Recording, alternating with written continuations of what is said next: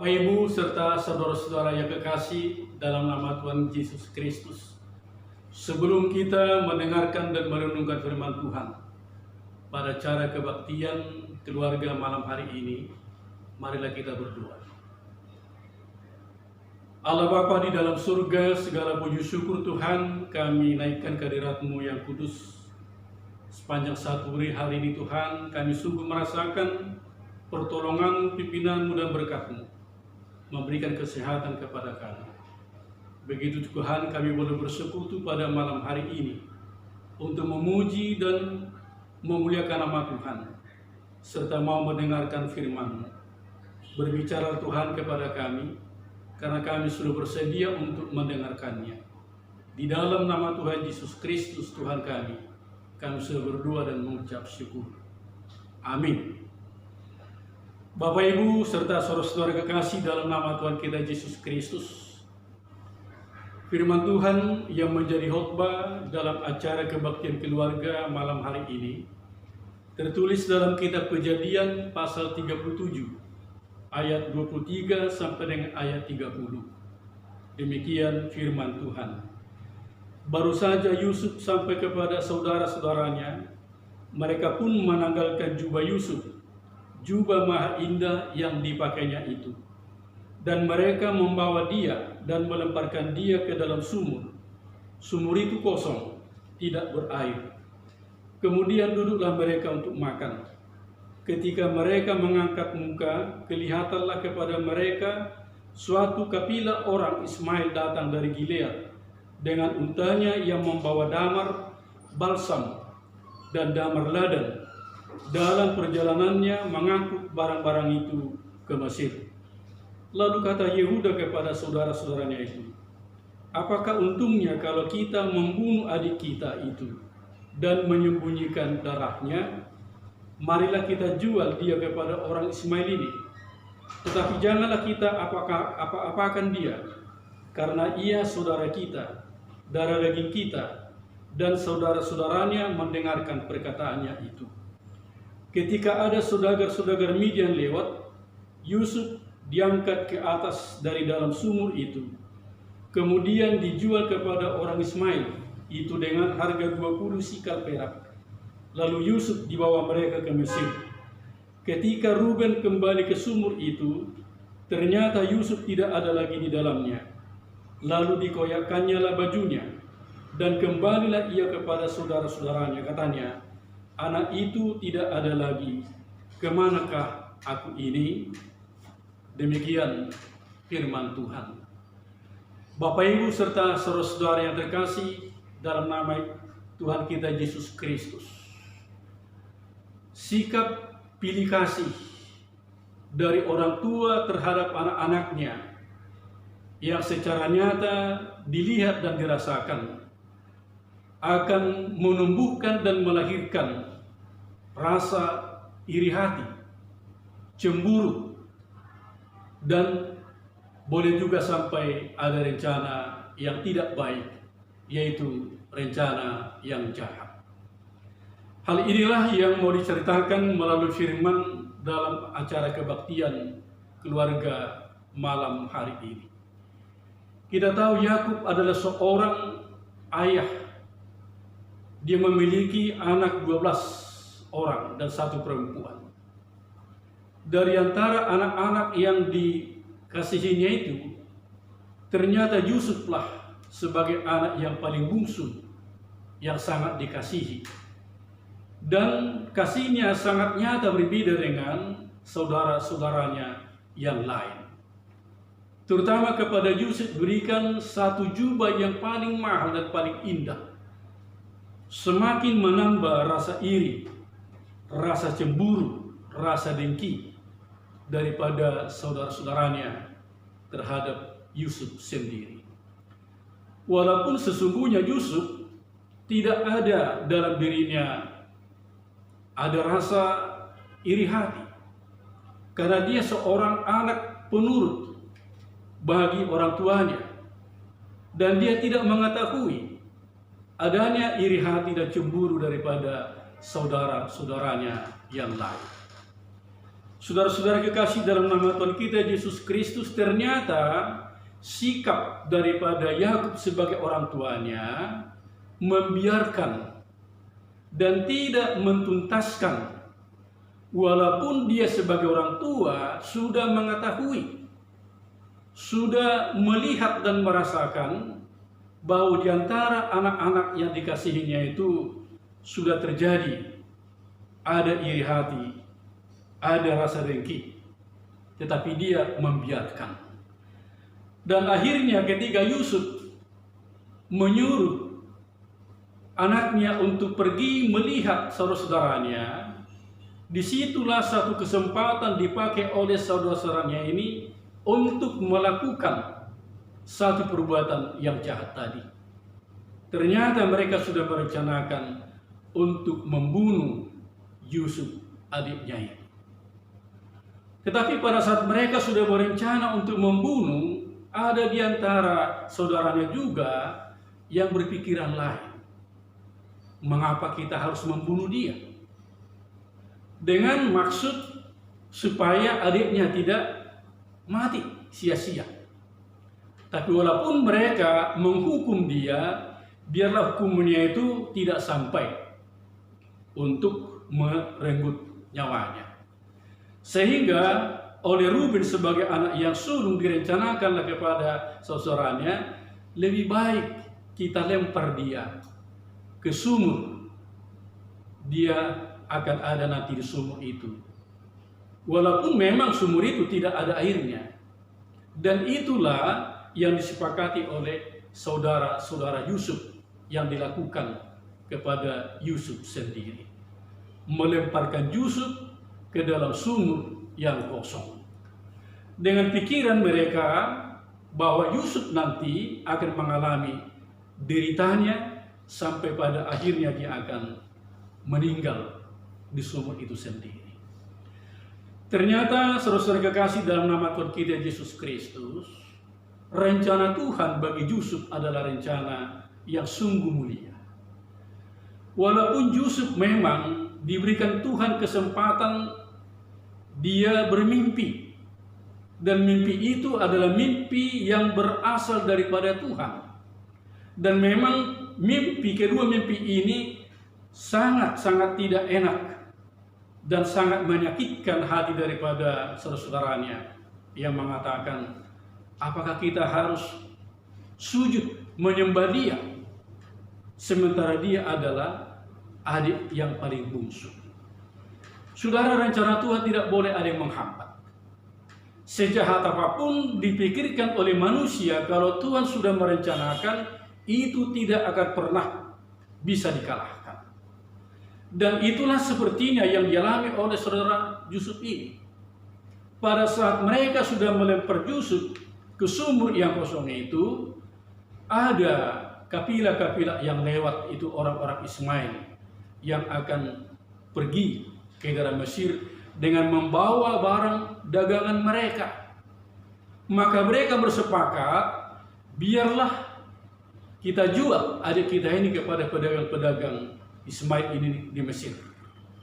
Dengan harapan tadi, karena mereka sepertinya merasa tidak perlu untuk membunuh dia.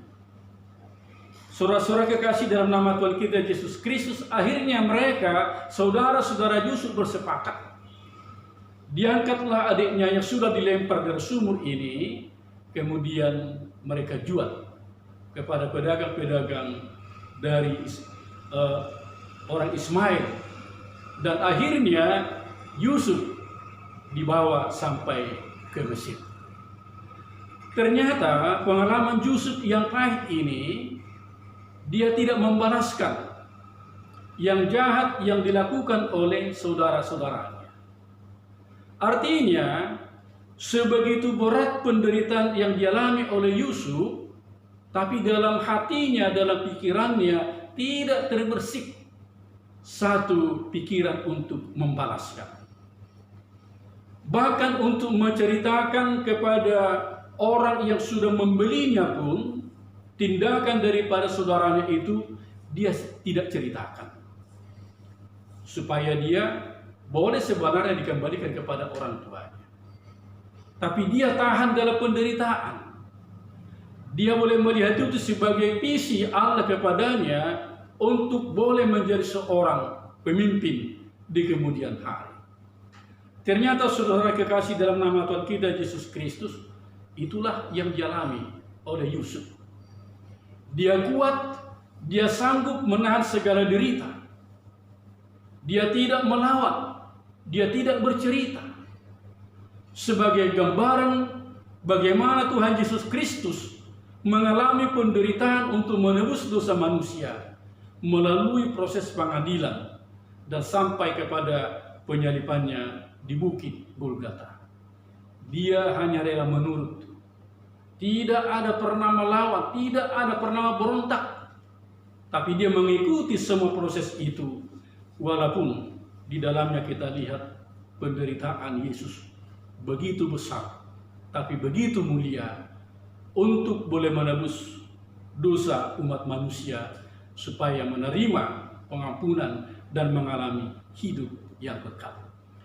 Oleh karenanya, saudara-saudara kekasih, dalam nama Tuhan kita Yesus Kristus, melalui firman Tuhan pada malam hari ini, dalam acara kebaktian keluarga, ini sangat berharga, terutama bagi kita orang tua, supaya kita mampu untuk menghadirkan diri kita di tengah-tengah kebersamaan dengan anak-anak, membangun hidup di dalam kasih, tidak memperlihatkan adanya sikap pilih kasih yang walaupun secara manusiawi itu pasti kita miliki, tapi jangan sampai dilihat atau sampai kita sengaja untuk melakukan hal itu. Ini yang pertama yang mau kita renungkan. Sebagai orang tua kita harus bijak. Sebagai orang tua kita juga harus mampu menyelesaikan ketika di antara anak-anak kita ada permasalahan. Ada di antara mereka yang punya rencana-rencana yang tidak baik. Karena mereka adalah saudara, sedaging, sama dengan satu keturunan daripada orang tua. Maka orang tua harus tampil. Orang tua harus mampu menggugah perasaan anak-anaknya, mengembalikan hidup kekeluargaan itu. Hidup kebersamaan dalam keluarga sebagai gambaran rumah tangga yang diberkati oleh Tuhan kita Yesus Kristus. Yang satu sama lain harus saling menolong, saling mengasihi, saling menguatkan, saling mengingatkan, dan tidak pernah menimbulkan ada rasa sakit hati ataupun ada rasa cemburu. Oleh karenanya peran orang tua di era industrialisasi, di era kemajuan modern seperti ini, kita harus mampu membagi waktu, menghadirkan pribadi kita menjadi contoh dan diteladani oleh anak-anak kita, supaya generasi muda ke depan ini mempunyai karakter, memiliki identitas sebagai orang Kristen yang sudah mengalami dan menerima anugerah daripada Tuhan kita Yesus Kristus. Yang kedua, orang tua juga harus mampu menghadirkan dan mengalirkan kesejukan di antara anak-anak. Boleh kita berkata keras, pedas, tetapi jangan sampai kata-kata yang menyakitkan. Sikap keberpihakan ini menjadi titik awal kehancuran anak-anak kita dan kehancuran keluarga kita. Boleh saja anak kita meninggalkan kita karena mereka mengalami kepahitan oleh karena sikap orang tua yang tidak mampu menghadirkan sebagai guru, sebagai orang tua, sebagai pemimpin, sebagai saudara, sebagai sahabat.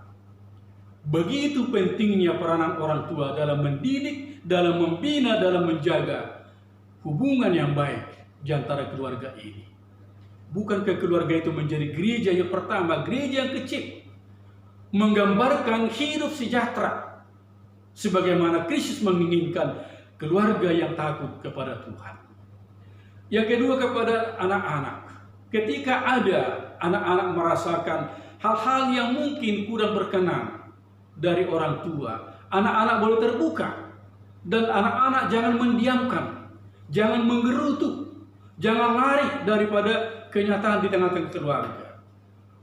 mencoba berkomunikasi, mencoba kembali menjalin hubungan yang baik di antara keluarga, di antara sesama, sehingga ketika ada hal-hal yang mungkin bagi anak-anak kita merasakan dia tidak diperhatikan, dia merasa tidak diacuhkan, komunikasi keluarga inilah peranan kita orang tua lah, cinta kasih daripada Tuhan itulah yang memang kita harus hadirkan, yang memang kita harus nyatakan dalam membangun keutuhan rumah tangga yang sejahtera dan yang takut kepada Tuhan. Yang terakhir melalui firman Tuhan pada malam hari ini, Bapak Ibu yang kekasih dalam nama Tuhan kita Yesus Kristus. Ujian iman yang paling sejati adalah di dalam penderitaan dan kesulitan. Ini ditunjukkan oleh Yusuf. Sebab dia yakin apa yang terjadi dalam hidupnya adalah di dalam genggaman Tuhan. Maka anak-anak juga harus merasakan ketika ada pergumulan, ada beban. Yakinkan dirimu bahwa Tuhan tetap juga berada, sedang merendah hidupmu, sedang mengikat satu perjanjian. Maka anak-anak juga harus selalu terbuka untuk dengar-dengaran dengan firman Tuhan, dengan berdoa, dengan bersekutu. Lebih daripada itu, sebagai saudara, jauhkan iri hati, jauhkan kebencian. Tapi mari buka lembaran yang baru. Hidup bersama saudara-saudara itu gambaran daripada orang yang takut kepada Tuhan dan orang yang merasakan pengorbanan Yesus Kristus. Tidak pernah dia membeda-bedakan, tidak pernah dia membanding-bandingkan satu dengan yang lain. Tapi semua harus mengalami dan harus merasakan kasih dan anugerah Tuhan kita Yesus Kristus. Biarlah khotbah ini memberikan suatu kekuatan, mencerdaskan kehidupan anak-anak di tengah keluarga, apa tugas tanggung jawab, apa kewajiban. Hukum Taurat yang kelima mengatakan, hormatilah ayah ibumu di tanah yang Tuhan berikan kepadamu, maka Tuhan akan memberkati engkau. Berkat daripada Tuhan, berkat daripada orang tua adalah ketika anak-anak menghormati orang tuanya, tidak pernah dia marah, tidak pernah dia apalagi mengundang dalam hidupnya, apalagi benci, tetapi benci yang tidak pernah disampaikan. Semua keterbukaan di era reformasi, di era komunikasi ini, keterbukaan kehidupan kita itulah akhir atau itu menjadi jalan menyelesaikan segala kemulut, segala permasalahan. Tuhan memberkati keluarga kita, Tuhan memberkati anak-anak, sehingga damai sejahtera daripada Tuhan itu akan mengalir bagaikan sungai yang tidak akan pernah kering, karena kasih karunia Tuhan tidak pernah habis-habisnya. Amin. Mari kita berdoa. Kami Tuhan bersyukur kehadirat-Mu yang kudus. Kami sudah mendengarkan firman-Mu. Biarlah Tuhan firman-Mu ini menjadi dasar dalam kehidupan kami. Terutama kami sebagai orang tua harus mampu Tuhan untuk memperlihatkan diri kami, supaya kami menjadi teladan bagi anak-anak kami. Kami boleh Tuhan menghilangkan sikap pilih kasih, tapi melihat dan menerima anak-anak kami semua adalah anak-anak yang patut dan kami kasihi mereka. Bila juga anak-anak kami boleh melihat kehadiran orang tuanya Tuhan adalah orang tua yang mengayomi, orang tua yang membina, yang mengajar, supaya kehidupan anak-anak semakin terarah dan dia tetap menjaga identitas dirinya sebagai anak-anak Tuhan.